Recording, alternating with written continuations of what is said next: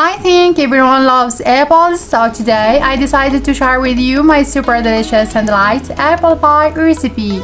Me revoilà aujourd'hui pour partager avec vous ma recette de tarte aux pommes super délicieuse et ultra légère que je fais à ma façon, en faisant cuire le fond de tarte avant de le garnir pour garder le côté croustillant de la pâte, mais aussi d'éviter la cuisson longue de mes pommes car je suis pas trop fan du goût de pommes cuites au four.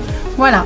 Pour cette tarte, vous aurez besoin d'une pâte feuilletée, un demi-citron, 5 pommes bio et enfin 250 g de crème pâtissière au citron. C'est parti! Première des choses à faire, c'est de préchauffer votre four à 200 degrés Celsius. Ensuite, prenez votre pâte feuilletée, étalez-la sur votre plan de travail fariné, puis foncez votre moule à tarte en appliquant bien la pâte à l'intérieur. Avec un couteau, vous découpez le surplus de pâte qui dépasse et vous piquez toute la surface avec une fourchette pour éviter qu'elle ne se gonfle. First, preheat your oven to 200 degrees Celsius, then roll your dough with the rolling pin in your work surface lightly floured, then transfer it to a flattened tart pan, ideally one with a removable bottom. Fit the dough into the bottom and up the sides of the pan as evenly as possible and cut the excess dough from the flattened rim. Then prick the dough with the fork so that it doesn't swirl and drop in the center another round mold filled with the white beans. Put in the oven for 50 minutes, then remove the mold from the center and let it cook 5 minutes more. Lors de la cuisson, un fond de tarte feuilleté s'il n'est pas fourré, il a tendance à glisser vers le centre et à perdre sa forme et c'est tout le monde qui a affaire à ce petit souci. Donc la petite astuce que je fais et que je vous propose, c'est de déposer dessus un autre moule rempli de billes. Dans mon cas, j'utilise des haricots blancs. Comme ça, d'une part, ma pâte ne se gonflera pas et d'autre part, en glissant vers le centre, elle adaptera la forme du moule déposé au centre et elle sera parfaite. Enfournez votre pâte pendant 15 minutes environ. Dès que vous voyez qu'elle est cuite, vous enlevez le moule du centre et vous laissez cuire 5 minutes de plus.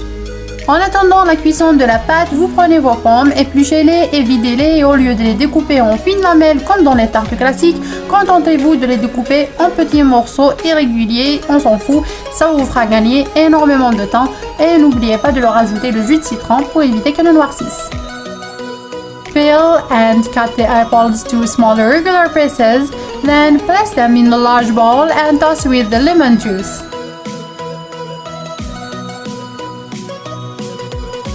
Une fois le fond de tarte est bien cuit, garnissez-le avec la crème pâtissière citronnée, disposez dessus anarchiquement les morceaux de pommes et enfin vous saupoudrez de sucre roux et vous remettez au four une dernière fois pour caraméliser le dessus.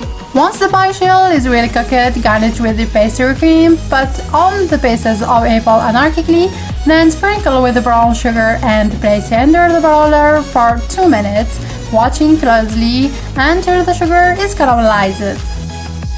Juste sorti du four, badigeonnez votre tarte avec de la gelée avant qu'elle ne refroidisse.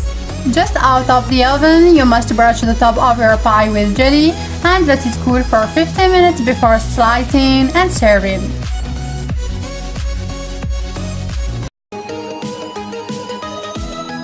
Je vous assure que cette tarte est tout simplement sublime. Avec de différentes textures, on y retrouve le côté crunchy de la pâte feuilletée, le crémeux, l'acidité apportée par la crème pâtissière citronnée et aussi le croquant des pommes, ce qui rend cette tarte extrêmement gourmande.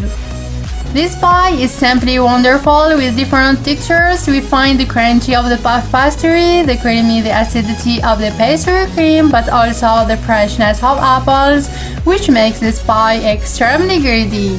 You must try this recipe because you will never regret it.